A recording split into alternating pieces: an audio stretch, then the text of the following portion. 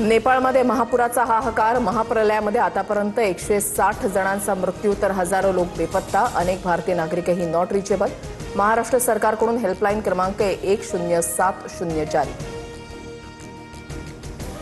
चीनकडून वेळेत माहिती न मिळाल्यामुळे नेपाळमध्ये महापूर। सूत्रांची माहिती, नेपाळला 45 मिनिटं उशिरा माहिती दिल्यामुळे नेपाळमध्ये पुराचा हाहाकार। चीन नेपाळ सीमावर्ती समन्वयाच्या कार्यक्षमतेवर प्रश्नचिन्ह।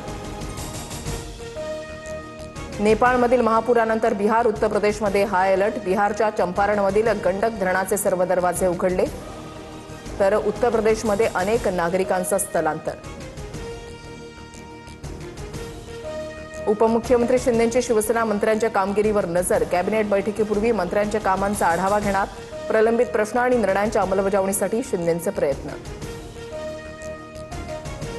एमपीएससी पेपरफुटी प्रकरणामध्ये 5 लाखांचा व्यवहार। एमपीएससी कार्यालयामध्ये देवाणघेवाण झाल्याची तपासामध्ये माहिती समोर।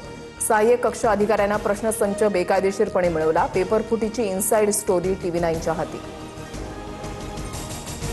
प्रकाश सुर्वेंकडून आयोजित मराठी भाषा प्रशिक्षण प्रमाणपत्र वितरण कार्यक्रम वादात। भोजपुरी गाण्यांवर महिलांना नाचवलं। अखिल चित्रे यांची टीका। शिवरायांच्या मूर्तीसमोर अश्लील गाण्यांवर नृत्य झाल्याचा आरोप। आदिवासी विद्यार्थ्यांच्या मागण्यांवर तोडगा नाहीच। आज 15व्या दिवशी विद्यार्थ्यांचं आंदोलन सुरूच। मंत्री अशोक उईके आणि झिरवाळांची उपोषण स्थळाला भेट। विद्यार्थी मात्र मागण्यांवर ठाम। पिंपरी चिंचवडमध्ये मॅनहोल साफ करताना 2 कामगारांचा मृत्यू। वर्षभरापूर्वीच याच मॅनहोलमध्ये 3 कामगारांचा मृत्यू झाला होता। प्रशासन आणखी किती बळी घेणार, संतप्त नागरिकांचा सवाल।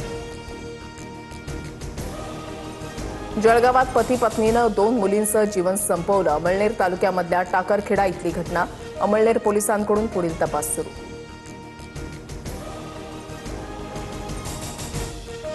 पुणे शहरामध्ये आज पाणी पुरवठा बंद राहणार। पालिकेच्या जलकेंद्रांमधील विद्युत आणि देखभाल दुरुस्तीची कामं केली जाणार। पर्वती, कोथरूड, कात्रज, शिवाजीनगर भागात पाणी